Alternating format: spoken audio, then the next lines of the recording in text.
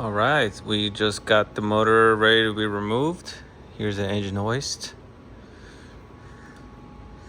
The way we set it up is we mount it from this bracket. Add another bolt there. Okay.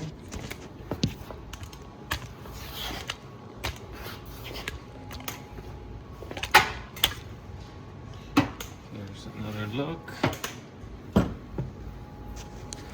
This side. Here's a little hook right at that spot right there on the transmission. I had to take the intake manifold off to remove the rear mount and the bracket. Get a better look.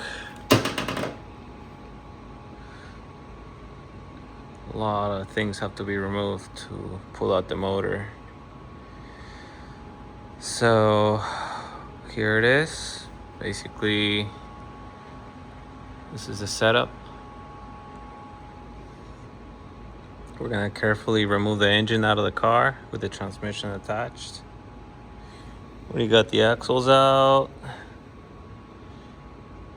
and the radiator, the exhaust over there. We basically leave everything attached, wiring, accessories, and then we just carefully lift everything out of the car and put it on the floor. So there it is. We're gonna continue removing this assembly.